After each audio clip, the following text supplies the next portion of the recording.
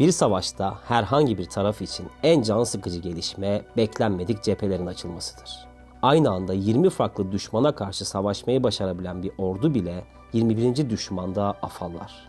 O yüzden savaş yeni açılan cephelerde kazanılır. Bu sözlere Karl von Clausewitz'e ait Savaş Üzerine kitabında rastlamıştım. Hamas ve İsrail arasındaki savaşa eklemlenen Lübnan Hizbullah'ı bu sözlerin gerçeğe yakınlığını bir kez daha ispatlamış oldu. İsrail Gazze'ye şiddetli saldırılar yapmaya devam ederken Hamas'ın yanı sıra Lübnan Hizbullah'ı da İsrail'le savaşmaya devam ediyor. Yani İsrail için cephe biraz daha genişledi. Bu içerikte Lübnan Hizbullah'ını İsrail'i daha önce nasıl mağlup ettiklerini, bu savaştaki etkisini ve konuya dair dikkatimizi çeken tüm detayları konuşmaya çalışacağız. Hazırsanız başlıyoruz.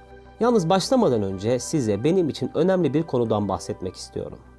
Bu içeriğin hazır hale gelmesi için ondan fazla kitap, onlarca farklı makale, belki 100'den fazla haber kaynağı tarayıp 4 farklı uzman arkadaşımla telefon görüşmesi gerçekleştirdim. Yani bu içerik her GZT içeriğinde olduğu gibi büyük bir özenle hazırlandı. Tabii ki işimizi yaptığımız için teşekkür beklemiyoruz ancak küçük bir ricamız var. GZT'nin 2 milyon aboneye doğru ilerleyen yolculuğunda siz de birkaç saniyenizi ayırıp abone olabilirsiniz. Bu ekibimiz için belki de en önemli motivasyon kaynağı. Teşekkür ederim, hemen başlıyorum. Öncelikle Lübnan Hizbullah'ını daha yakından tanıyarak başlayalım istiyorum.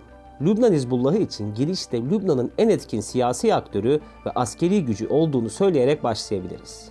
Orta Doğu'da farklı çok sayıda harekete ilham veren ve adını farklı periyotlarla ancak sık sık duyduğumuz Hizbullah, Lübnan'da iç savaşın oldukça şiddetli biçimde devam ettiği bir dönemde 1982'de kuruldu.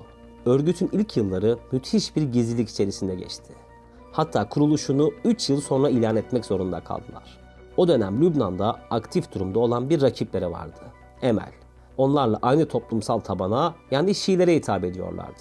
Hatta Lübnan'da Emel'e karşı oluşan rahatsızlıkları resmen not edip ona göre bir örgüt inşasına giriştiler.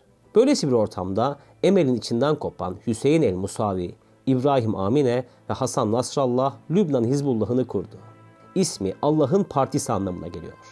Kuruluş hedefi olarak ise İsrail'in Lübnan'daki varlığını tamamen sonlandırması ile Amerika, Fransa ve müttefiklerinin Lübnan'ı tamamen terk etmesini belirlediler. Süreç ilerledikçe hem askeri hem de siyasi anlamda kendilerini geliştiriyorlardı. 1996'ya geldiğimizde Lübnan parlamentosunda 9 sandalyesi bulunan bir organizasyonla karşı karşıya kalmış olduk.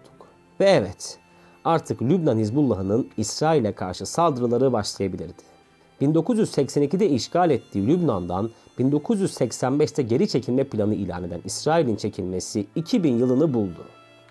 Aradan geçen zamanda özellikle de 90'lı yıllarda Hizbullah'a karşı 2 büyük askeri operasyon gerçekleştirildi. İsrail bu operasyonlarla Hizbullah'ı yok edemedi. Hatta birçok analist Hizbullah'ın aynı dönem yaptığı karşı saldırıların ülkeyi Lübnan'dan çekilmeye zorladığını dahi iddia ediyor. Hizbullah, İsrail'e yönelik saldırılarını İsrail Lübnan'dan çekildikten sonra da sürdürdü. Buna karşı hamle yapmak isteyen İsrail de 6 yıl sonra yeniden Lübnan'ı işgal etti. Bu sefer daha güçlü bir Hizbullah onları bekliyordu.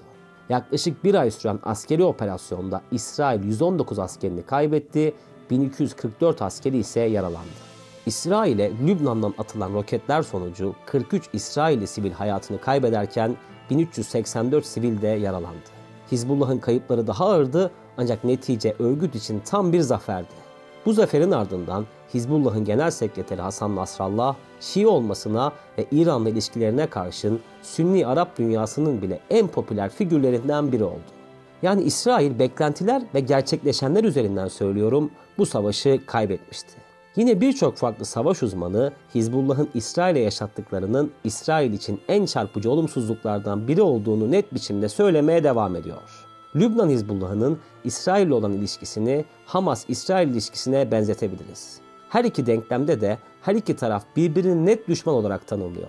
Hamas'ın İsrail'e yönelik başlattığı Aksa Tufanı operasyonunun hemen ardından da Hizbullah resmi bir açıklama yayınladı. Durumu yakından takip ettiklerini ve Filistin direnişinin liderleriyle doğrudan temas halinde olduklarını duyurdu. Açıklama metni bir savaş ilanından farksızdı diyebiliriz. İsrail'in devam eden işgaline kararlı bir yanıt verilmesi gerekliliğine net vurgular yapıldı. Bundan sonrası ise girişte bahsettiğim genişleyen ve artan cephelere tekabül ediyor. Pazartesi günü İsrail bombardımanı sırasında 3 Hizbullah üyesi öldürüldü. Hizbullah öldürülen üyelerin hemen ardından İsrail'e yönelik bir roket yağmuru başlattı. Hizbullah mensupları özellikle İsrail'in kritik noktalarına girme denemeleri yapmaya devam etti. İsrail de bu gelişmeleri takiben savaş uçaklarıyla çeşitli hedefleri vurmaya başladı. Yani artık cepheye genişlemişti. İsrail, Lübnan'ın güneyindeki çatışmalar sonrası sınır bölgelerinin topçu birlikleriyle vurmaya devam ediyor. Fosforlu havan toplarıyla sınır üzerindeki Mervahim beldesine yoğun ve ağır saldırılar yaşanıyor. Topçu birlik saldırılarını tabi helikopter saldırıları da takip ediyor. Bugün itibariyle İsrail saldırılarında ölen Hizbullah mensubu sayısı 5'e yükselmiş durumda. Yani savaş artık yeni bir istikamet kazandı diyebiliyoruz. Peki Hizbullah'ın askeri gücü hakkında neler biliyoruz? Aslında az önce de konuştuğumuz gibi Hizbullah bu gücünü 2006'da patlak veren ve 2 İsrailli askeri kaçırıp diğerlerini öldürdükleri 5 haftalık savaşta da göstermişti. Savaş boyunca Lübnan'da çoğu sivil olmak üzere 1200 kişi ve İsrail tarafında ise çoğu asker olmak üzere 158 kişi öldü. Hizbullah İsrail'e binlerce roket fırlattı. İşte Hizbullah'ın alameti farikası da tam olarak bu roketler. Övündükleri hassas roketleriyle İsrail'in her bir köşesini istediği an vurabileceklerini söylüyorlar. Hizbullah lideri Hasan Nasrallah 2021 itibariyle grubun 100.000 savaşçıya sahip olduğunu duyurmuştu. Bu halihazırda devam eden Hamas-İsrail savaşında dengeleri baştan sona değiştirebilecek bir güce tekabül ediyor. Bunun dışında özellikle İran kaynaklı olduğu iddia edilen ciddi bir istihbarat beceri setine ve silah mühimmat kapasitesine de sahipler. Amerika Birleşik Devletleri tarafından resmen yayınlanan veriler tıpkı Hamas'ta olduğu gibi Lübnan Hizbullah'ı içinde İran desteğinin önemine dikkati çekiyor. Yaşamını Şam'da sürdüren Suriyeli gazeteci Sarkis Kassarjian'ın Lübnan Hizbullah'ının askeri gücüne dair analizleri de mutlaka gözden geçirilmeli. Kassarjian'a göre Lübnan Hizbullah'ının 6 haneli olduğu iddia edilen silahlı gücünün çok daha fazlasına dahi sahip olma ihtimali oldukça yüksek. Üstelik bu isimlerin operasyonel beceri kabiliyetleri de asla küçümsenmemeli. Üyelerin bir kısmının askeri eğitimden geçirildiği, bir kısmının ise Suriye'de savaştırılarak deneyim sahibi yapılmış kişilerden oluştuğu bilgisi de Kassarjian'ın analizlerinde mevcut. Hatta direkt ondan dinleyelim. Hizbullah Lübnan'da çok organize. Bir kelimeyle on binlerce kişiyi sokağa indirip sokaktan çekebilir. Birçok partinin taraftarlarını sokağa indirmemekteki kaygısı geri çekip çekemeyeceğinden emin olmaması. Oysa aynı şey Hizbullah için geçerli değil. Bir kelimeyle on binlerce insanı sokağa indirebileceği gibi bir emirle çekebilir de. Suriyeli gazeteci, Lübnan içinde geçerli olan bu gücün askeri yeterlilikten ileri geldiğini ve İsrail'le mücadelede de bu gücün aktif biçimde kullanılabileceğini ifade ediyor. Lübnan Hizbullah'ının sahada dengeleri değiştirebilecek bir özelliği daha mevcut. Az önce bahsettiğimiz roketlere ek olarak dünyanın en muktedir hava savunma kabiliyetine sahip organizasyonlarından biri hiç şüphesiz onlar. AZP-S-60, Zu-23-2, Strela-2'nin de aralarında bulunduğu çok sayıda güçlü uçak savar sistemi, SAM-8, SA-17 gibi karadan havaya füze sistemi Hizbullah'ın envanterini büyük oranda güçlendirmiş oluyor. Tüm bunlar da Hamas atışlarıyla yer yer büyük bunalımlar yaşayan İsrail için ciddi bir tehdit konumunda. Lübnan yönetiminin Hizbullah'ın İsrail'e şartlı müdahalesi başlıklı açıklamaları da aslında gücünü bu askeri güçten alıyor. Özetle Hamas-İsrail hattında yaşananlara Lübnan Hizbullah'ının da dahil olması tüm süreci bambaşka bir noktaya sürükledi diyebiliriz. Şu an itibariyle Lübnan hükümetinin İsrail saldırmazsa Hizbullah durur açıklamalarıyla kısmen de olsa baskılananlar birkaç gün içerisinde İsrail'in iki güçlü ateş arasında kalması sonucunu doğurabilir. Biz GZT Haber Merkezi olarak takipte kalacağız. İçeriğin sonuna kadar birlikte geldik. Bence abone olmadıysanız şimdi tam sırası.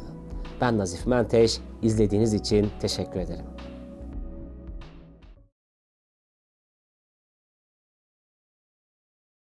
Herhangi bir taraf için en can sıkıcı gelişme beklenmedik cephelerin açılmasıdır. Aynı anda 20 farklı düşmana karşı savaşmayı başarabilen bir ordu bile 21. düşmanda afallar. O yüzden savaş yeni açılan cephelerde kazanılır. Bu sözlere Karl von Clausewitz'e ait Savaş Üzerine kitabında rastlamıştım.